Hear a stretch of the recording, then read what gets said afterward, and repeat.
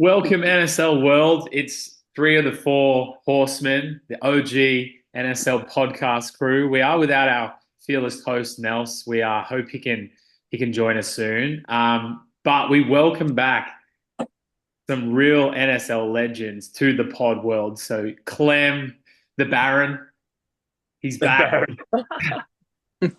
Uh, and Ethan, new Hundo. owner of the new gym. Like he's a gym owner. It's like Yeah, Pokemon trainer. You got to I know. find him to It's, get a it's like badge. it's like fucking Pokemon Gold. You know what I mean? Like, what are you talking? Like, it's just that pesky gym owner that you Yeah, always want to beat. You know?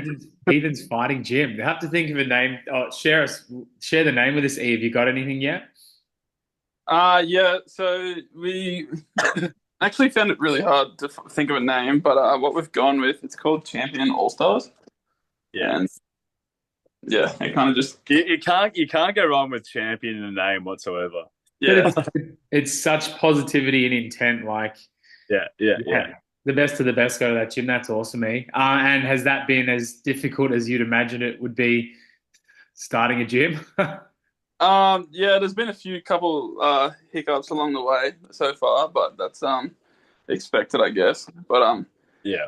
yeah, kind of just it's just weird at the moment because it's our end of season and stuff, so nothing really kicks Yeah, off again for like 6 weeks. So yeah. So you wouldn't be able to gauge how everything's sort of going until everything kicks off, eh? exactly, that's the hard part, but Yeah, right.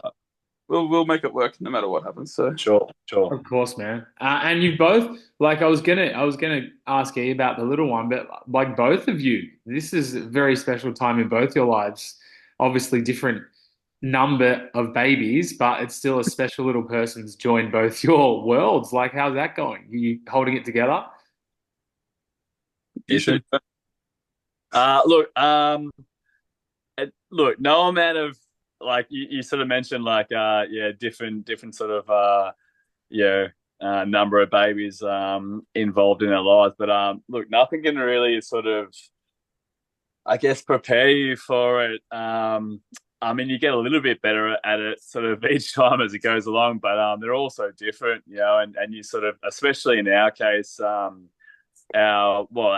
previously youngest one was 7 when we had this one come along. So it kind of a lot of it's been a little bit hazy, and a lot of it's Yeah. we sort of put in the back burner, and now we're acutely reminded of what exactly it means to have a newborn around the house. But the 7 and 9 year old, they've been a massive help, and they've taken to the big sister role, yeah, well and truly. So I'm super proud of them, and yeah, look, it's you just get through the first like 4 to 6 months, and then they're just super cute and not as taxing on your life as a whole, and you can sort of just enjoy it as it sort of is, sort of thing. So yeah, no, it's been great, man. It always grounds you to a certain extent, and just makes you remember the good things in life. So I'm Yes. I'm blessed as it is. So Exactly right. They're like little lightning rods for gratitude. oh yeah, You look yeah. well though, man. I'm glad that's going well, and you've added another beautiful component to the family. E, how's your little baby girl? Yeah, she's good, man. It's yeah, definitely been a shake up in my life being the first one. Yeah, for sure. Yeah, definitely wouldn't change it for the world. It's funny though, because like my missus and the baby have left today to go up to Brisbane for family Christmas and stuff like we do every year. Yeah, And I'm Uh, still because I work tomorrow. But gotcha. flying up tomorrow, but at the moment I'm currently running. bachelor Yeah, pad. guys, he's gonna throw out 8 pods back to back tonight.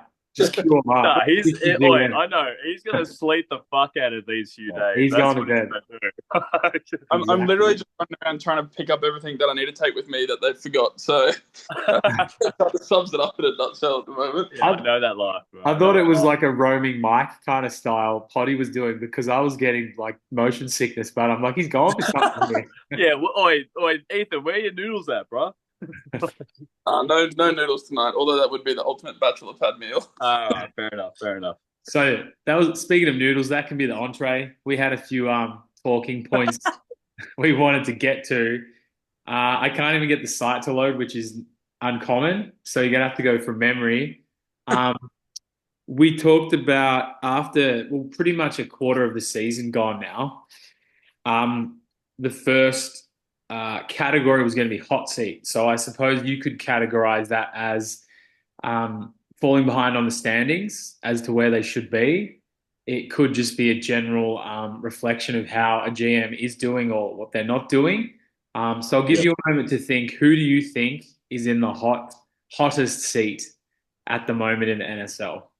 Look, I'll take this off the get go just because as a true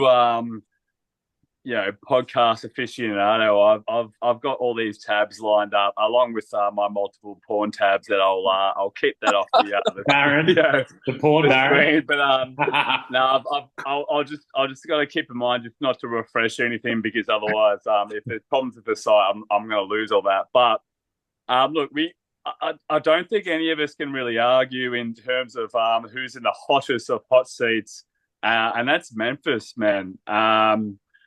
And look, and this is nothing. Look, I mean, it is a little bit to do with the GM in questions. I guess Don't skills hold and back. whatnot, or at least anything. But you just would expect with a lineup like that they would have gotten off to a way better start. They're on paper a lot more talented, than a lot of teams above them, myself included. And look, look, I've got all full faith that they're going to get it all together, maybe make a trade or two, if so, and sort of level the boat out. But I just can't. Besides Memphis, I really can't say anyone else that would topple them on the number one spot in terms of teams that are in the hot spot. I mean, they're sitting 13th now, 6 and 14. They've probably got, it works in their favor the fact that the West isn't so cutthroat as it's been in the last sort of few years where. After week 5, I remember I got off to a pretty crappy start last season, and I was already like 5 or 6 games behind. And I was like, oh, well, fuck it then. You know what I mean? So they've got a little bit of leeway in that sense, but they're really struggling given the fact that they've got 3 guys that should be like a top 4, top 5 on paper, all-time call sort of thing. So yeah.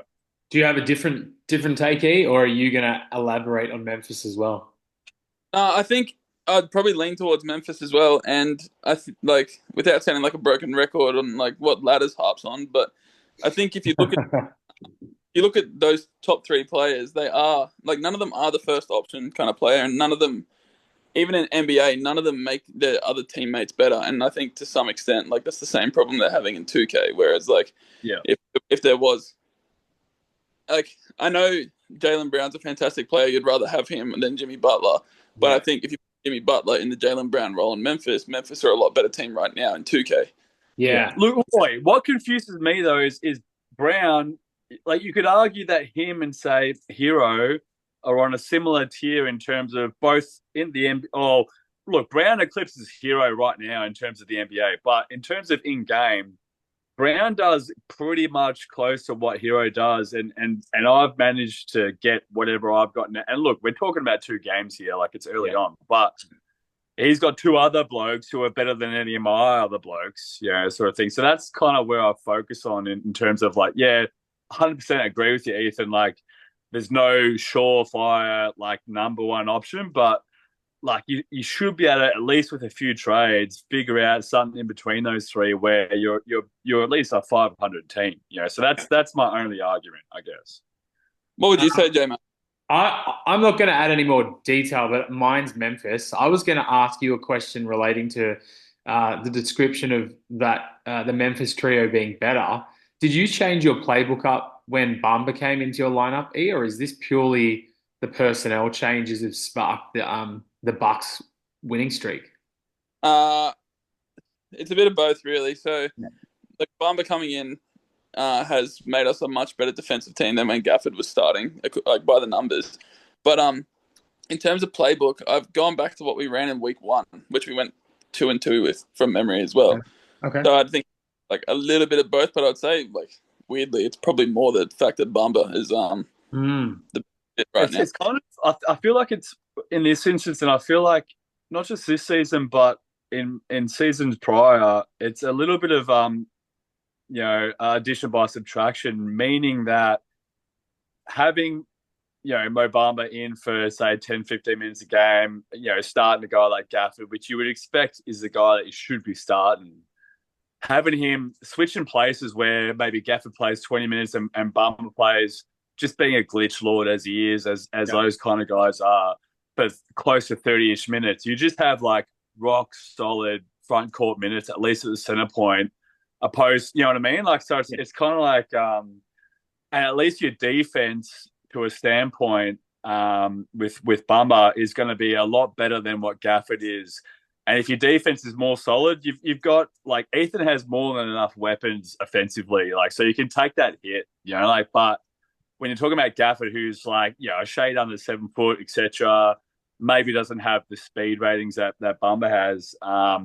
If you were to just slot in a guy that's going to get 15 rebounds a game and 4 blocks a game with that offensive firepower, and then have Gafford off the bench, that's a better option than vice versa. You know, so it's just the nature of the beast, and we see that all the time. Like we saw that with Denver last season, where they started DJ, and then you know what I mean. Like so, and they So it's like you just have that. It would be like if the Lakers had like a starting option over Drummond, and then had Drummond come off the bench, it'd be lights out. And, it's just the nature of the beast. I asked E because I think that's what Rootsy's been trying to do. Like he's got a bit of a funky lineup.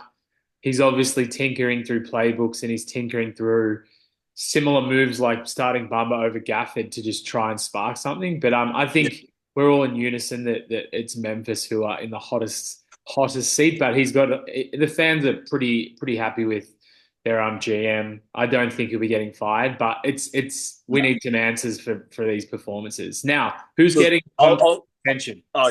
Look, I'll just quickly throw it out there. I'll try not to waffle on. I'll try not to waffle on, but I think just as a bit of a zigzag, Orlando making the move for Irving for Zion, even though I think that was in a vacuum the right move, they've now decided, okay, we're going to just fast forward that timeline of events sort of thing, and they're still 2-8 over the last 10, and then it just start. Even though you can say Zion, like his injury history, yada yada yada, but they've kind of just foregone that for no reason. And now they're second in the East, like 5-15 sort of thing. It's like, okay, well then, in a couple seasons, like what, like why do you have Kyrie? Sort of thing. Like so, it's like New York, they're doing what they need to be doing. Breeze and Brooklyn, same with Atlanta. Atlanta young. Brooklyn, they got moves to make, and they're not going to shy away from that. And then it's the bottom of the West. It's obviously yourself, J-Mac, Dallas and Golden State. Everyone's pretty clear on what they should be doing. So with Orlando, that move in a nutshell doesn't make a whole lot of sense to me, unless they were like, I'm just done with the Zion experience. I think at this point I would take Kyrie for Zion, and I would straight up. Yeah.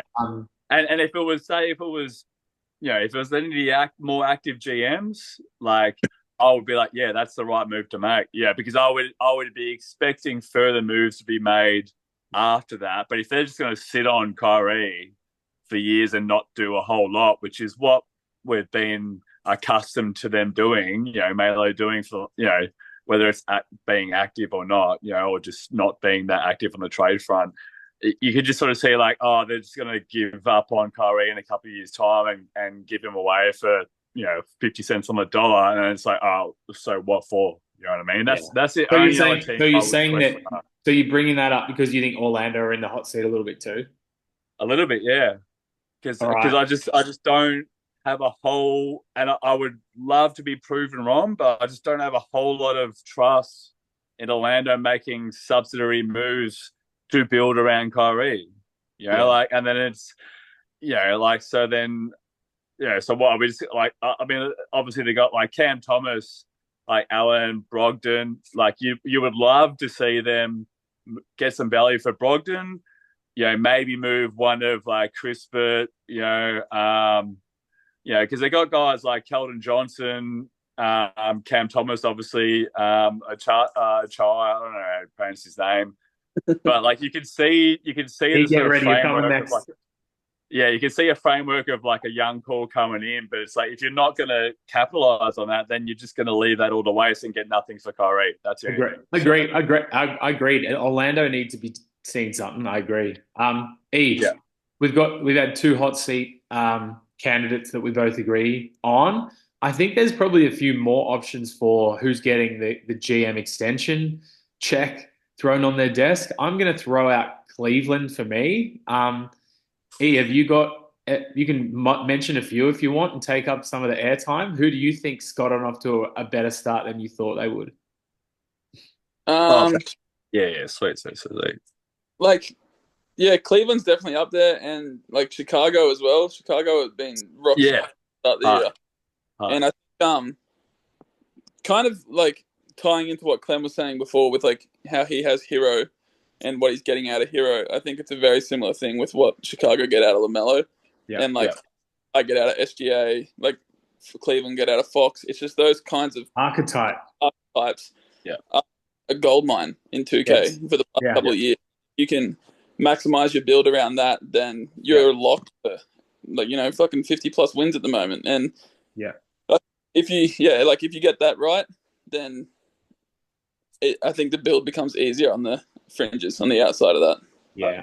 look, go on, sorry, mate. I was just Yeah, gonna say the Cavs, it's like the gold mine. They've got like three or four of those guys, like Simons, Fox, yeah, Matherin. Maybe it's just the three, but like any one of those guys starting would probably average 30 yeah. plus points. Look, I've been trying to like pillage one of those three guys all off season, and I knew I actually hit him up and I was like, "Oi, bringing Simons off the bench, that's like massive, man." And like to be honest, I think there's other factors involved, but I think him bringing Simons off the bench, realizing that this engine favors that six-man role more so than any other engine has. We're seeing combo guards or just multiple types of positions sort of routinely drop 30 off the bench when that was if 30 was dropped off the bench in the past, like that was like, what the fuck's going on? Like, so to have to sort of bring it back a guy from maybe starting the second, the 2 or 3 spot, and then bringing maybe a specialist and having Simons dropping 30 off the bench, like, again, addition by subtraction sort of thing. Like, I sort of feel like Cleveland were maybe even themselves, and I know there's talking to Shams, probably feeling like they're still a year away with guys like Hunter. Like they're still pretty young, and to be this successful early on, I think that's even a surprise to him, and good on him. Chicago, 100%. You can't tell me that the GM of Chicago was thinking yeah, I'm going to be third in the No East. way. No way, man. So he's I commend him for doing that, for doing what he's done so far, and it's not a flash in the pan, nothing like that. And look, out west, I'll sort of balance it up a bit. Hold on. Clem, your Sorry, analysis go on. is banging, but you've spoken a lot, and I'm gonna throw it Okay. into Nels, Okay. who is our longtime beloved host. He's the podfather. He's come in right in the middle, and Clem is running hot. He's closed all the porn tabs, so he's running at full efficiency. I couldn't No get the distraction. site. I couldn't get the site to load. Clem closed all the tabs and it started working. So Nels, welcome. Thanks, buddy. Go now. Maximum bandwidth. Yeah, Clem is just cooking. We No, were it's good. just Take we me were time to figure out what was going on and where I was. So always good to get settled in with the nice Clemmy rant. And how are we, fella? and all the horsemen are back, all four. We did it. Um, Right. we talked about Clem and E's little ones. We had some niceties, but we really need some analysis for the listeners. We were just talking about the hot seat. Who are the GMs in the hot seat after a quarter of the way? We all agreed it was Memphis and Orlando, but we've just started. Who deserves some flowers? Who deserves the GM extension talk and we all agreed Cleveland and Chicago. I know I've thrown it to you quick. Any other teams and GMs you think have like lifted their game? Well, Cleveland and Chicago Cleveland are absolutely flying at the moment, so they're definitely top of the list. I'm just trying to load the standings up at the moment, but We won't load. I know that, Oh, like from memory, the New Orleans squad looks really good, but they haven't got them firing on all cylinders yet. So, that team, if I'm looking at teams that I'm worried about, they're one of them, but they haven't found the formula yet. Um, I've got two. so they're While kind of you're loading and having a think, I've got two. I think Lattice deserves some flowers. I think Suns were a little bit of a sad state last season, or he seemed to not be happy with it, and they just seem to just have started the season just peaceful. Like he really likes what he has, and there's not that churning machine of trades. So I think he deserves a little nod. And my other one, He's not coming back from behind. That's the thing. no, exactly right. He's got some control. And this one's for Ethan. Like I need to hear more from Ethan before he goes to bed.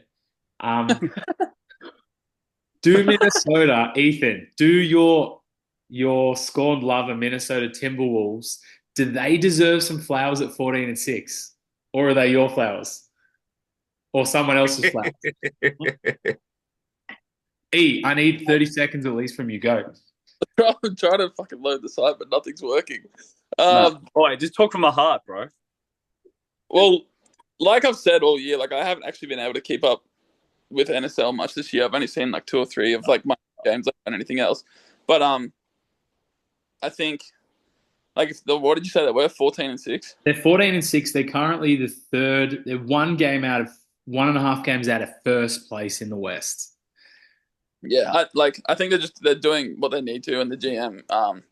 I haven't had too many conversations with him, so I don't know like how active he is or anything. But he's always getting enough out of the squad to get the job done in the meantime. So I think they definitely deserve flowers, even if they are just coasting, because like they're doing exactly what they should be doing. Yes. Okay. Very diplomatic. I'll give the Wolves this, right? They started off in a way that we've seen so many rookie GMs start, where they have a great team, Yes. and it's just the bridge between knowing the game, knowing the league, and regardless of whether you have a good team or not, you can still struggle if you don't know what you're doing. And the first couple of weeks, I was like, here we go. Like, this is a bit like I was almost like, oh, we're going to see this bloke just check out because he's got a great team. He's going to sit there going, what the fuck's going on? He's going to just, I'm not. And the last couple of weeks, he has actually made adjustments that have ultimately seen them win games, and they're doing really well. So I'm like, all right, cool. I have some sort of faith in both this bloke, but also just, Minnesota not just completely crashing and burning after Ethan's left, sort of thing. So they've done well in that retrospect. So that's credit to them. So, Nels? Sorry. No, go E. Jump in.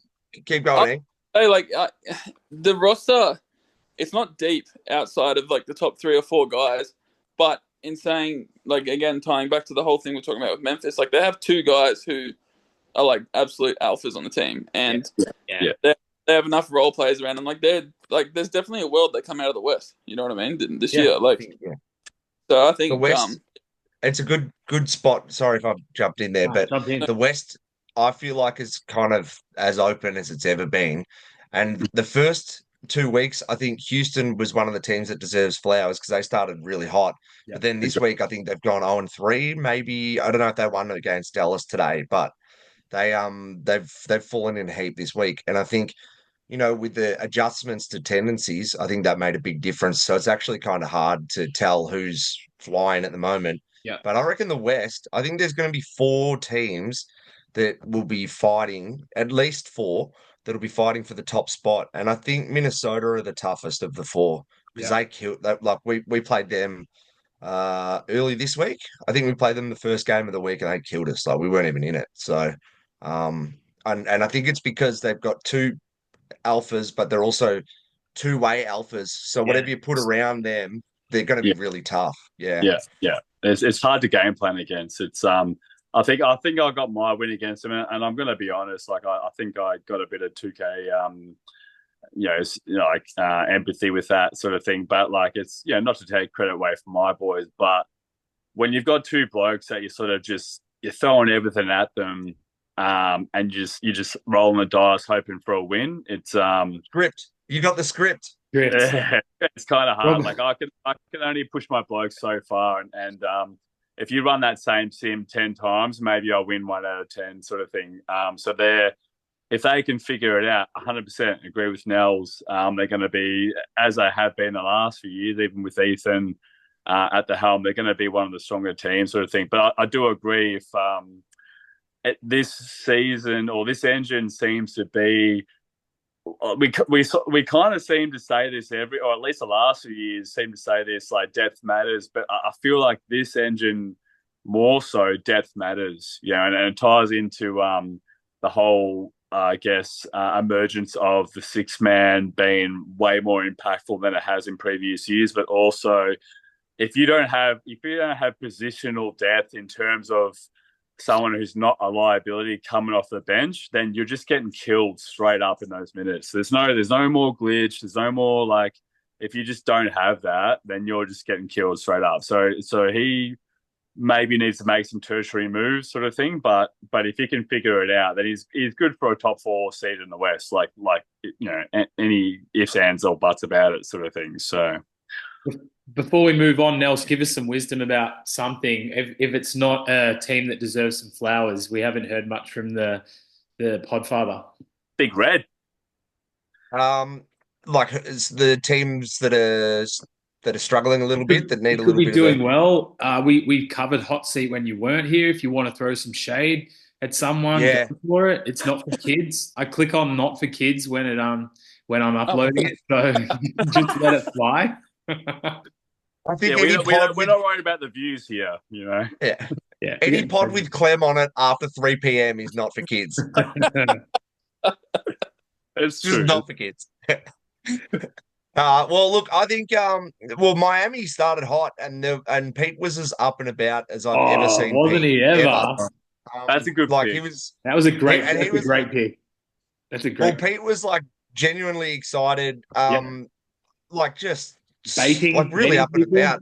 Up and about. Full flight. It's good to see. Like he's been in the lurch for a while, and he was just up and about, excited. He's got a good roster. I think he flew out of the gates. He's come back to earth the last couple of weeks. I think he's might have a losing record over the last 10. Nine or it might be like 50-50. Yeah. But he was hot out of the gates, and it's nice seeing Pete up and about. I think he's ready to get a bit more active in terms of like, he can see that the roster's got shape now. Yeah. But he also has picks. Now that he's got off Simmons, I think that monkey's off his back, and he can probably move on from that. So and he's got like 3 or 4 good like defensive guys where he could move one for a high price. Like he could move a piece that it would be like a 3rd or 4th in line, and that would be someone's starter. And Vooch moving like well and truly into from negative value asset like in the league and here to positive is a massive win for him, So yeah. Well, we've got 10 minutes on this recording at least. So the next segment I was going to go to was some kind of power rankings thing, but I'm thinking I'm actually going to go through the conferences, and you each tell me if it's playoffs or bust, if this team's actually going to be one of the teams that makes the playoffs at the end of the season. So I think by the way, I think the side's up and working again, so it should be good. All right, the vibes are clean, great. So we'll start with the East. So we're going to go. We'll go alphabetical. We'll go Ethan, Jeremy, and then Sean. So we got 10. I got the 10-minute warning. Washington, Ethan, playoff or bust? It's a playoff. It's not even close. Not even close, Clem. Yeah, I mean they're. We've been saying for a while. Just playoff or bust. Yeah, playoff or bust. Yeah, playoff. Nels? Playoff. Okay, so they're a lock. Championship. So Washington number 1, championship aspirations. Cleveland. Playoff. Jezza? Playoff. Yeah, playoff. Yep. Yep. All right. Chicago, do they keep going? I think they do. I think they're a playoff team. Playoff. Playoff team? Playoff. At 3 playoffs, okay. Fourth currently. I've got them. Yeah, they should be. Sorry, They Nels. should, but they might not. They might. They're not a We've got to lot. commit. Playoff or bust. We want to look back on this. The time capsule. Playoff. Playoff, okay. Playoff. Number 4, Indiana Pacers, currently 13-7. Playoff or bust?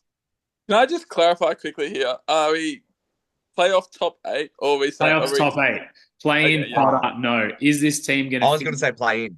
For Sorry, Chicago. is this team going to end up in the actual playoff series? Indiana. playoff? Jezza? Playoff. Playoff. All right, so 4 for 4 so far. Charlotte, same record, 13-7 in 5th spot. E? Is Ja going to pull out a gun mid-season or? Do you know him? Have you asked? If Ja fine, they're a playoff team. Okay, so Ja, Playoff. yes. Guns in a strip club, no. Okay. Jez, similar to you? I think even if Jar does take some time off, I think they're still playoff. That's a really good roster. Yeah, playoff.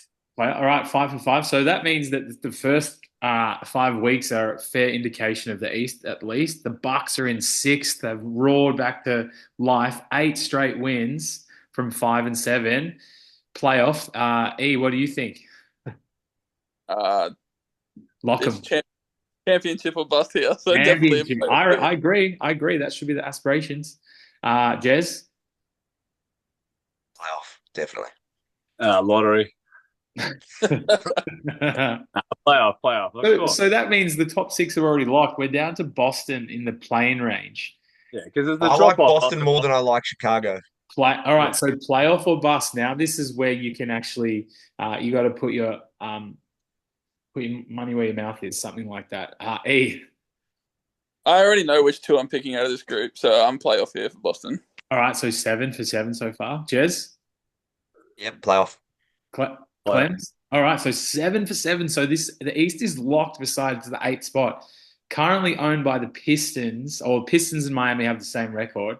Detroit, are they a playoff team or a bust? I think they're a bust. Bust. Jez? Bust. Clem? Let me play- remind you, Clem.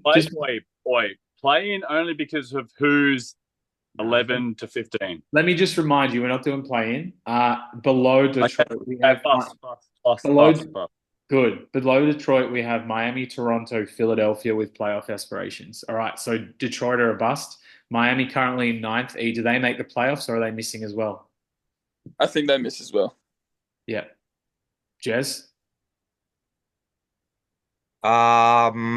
This current form misses. They bust. Yeah, I'm not going to say bust because I don't want Pete coming after me, but I'll say miss because that's a slightly less That's aggressive. abrasive. Okay. You're a trade away. Well, They need one trade. Yeah, and they're going to have to take some risks, and he's fairly risk averse. So obviously we're all looking at Toronto. Toronto's my 8 seed. I think they're gonna crawl, and if they've got health and Dills in the sim lab not sleeping, they'll be a really tough 8. But I'm going to say Toronto take that 8 spot. What do you think, E? I think they take the 8 spot, but if I was to pick someone to flip it with, I actually would lean Miami. Yes. Yeah. I think they've got a high floor, Miami, for sure. Exactly, yep. Jez? Do you think Toronto get it? Yeah, I think Toronto take that 8 spot, but I don't mind the next option coming up as well. Yeah. Okay. So it's pretty I don't set. mind Philly. We've pretty much got the playoff set aside from that last spot in the East. Now we've got 5 minutes on this video for the Philly. West. I would almost take. Sorry to jump in. Philly, I would almost take over Toronto in current form, but I feel like Toronto might get it together. They've got a different idea in mind, so I feel. Yeah. Philly have had a good run of form. They got their 25 first. Like they'd be silly not to.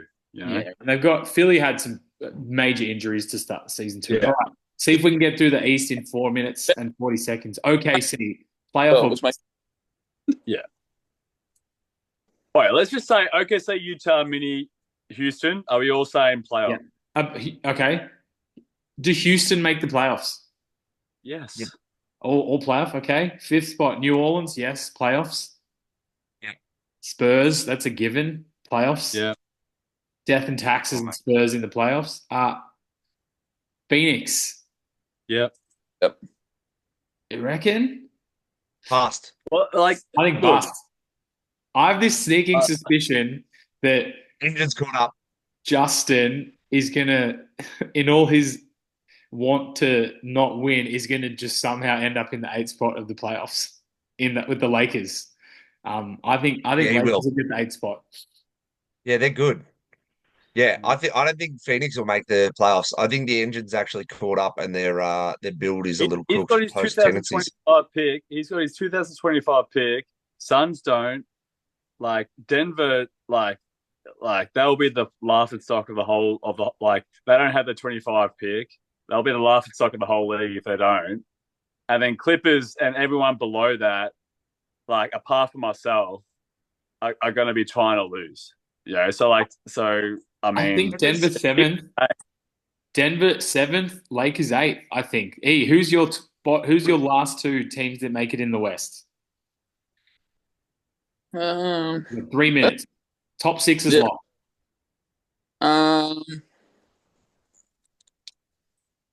I think I'm going to keep it at that 8. I think Lakers are going to miss. Yeah. I you think. guys are crazy. Yeah, you guys are crazy. So I Phoenix, think- Denver. Yeah, I think so, and I think like betting on Kawhi is not a good bet. Betting on Zion's is not a good bet. Huh. I think just and there's incentive to lose as well. Like adding a top pick in this draft to that already core would be And they're trying to move all their they're trying to move anyone who offers a good move a good deal for Wendell Carter Jr. Anyone who throws anything at him for Derek Jones Jr. or Dinwiddie Who or would anyone. though? They're like second round picks. Someone will. Maybe myself. Clem's gonna do it. Clem's just like shit. Why did I say that out loud? Everybody. I'm now realizing. I need some more spice. These guys are too formulaic. What do you think? Nah. Who's seventh and I eighth? think it's going to be different. Yeah, I think the final two will be one of them that everyone has said. So what was the first one? Denver. So Denver are going to make it. They're good. They just haven't figured it out. Yeah. But I think the Clippers have a trade. I don't know of anything, but I think they're one trade off being the other team. I think they're good. Wait, Memphis. Unless Memphis Oh, yeah, figures it out. Memphis. Unless Memphis Spicy? figures it out, they do have their That's 2025 first, though. Yeah. Which means Like, they could go either way. Are you saying that? Is that what you're saying? What's that? Are you saying they're tanking currently? I'm saying that once it comes to week 10, if they're still sitting fucking 13th because of the shit trucks they are, then they really need to have a good hard look at themselves when they got Sacramento a couple spots above them with Hero and a bag of potatoes. So that's all I'm saying. Zach deserves some playing love. If Memphis is still 13th after 10 rounds, someone needs to get Shea Hoops on the phone with Rootsy and teach him how to fucking run a team if they're still 13th. Look, your words, not mine, but I maybe echo them words. So we've got 30 seconds left. Do you want me to close this off and just run it back? Yeah. Okay. All right. Think of some fun shit to talk about. All right. Yeah, see you in a bit. Good.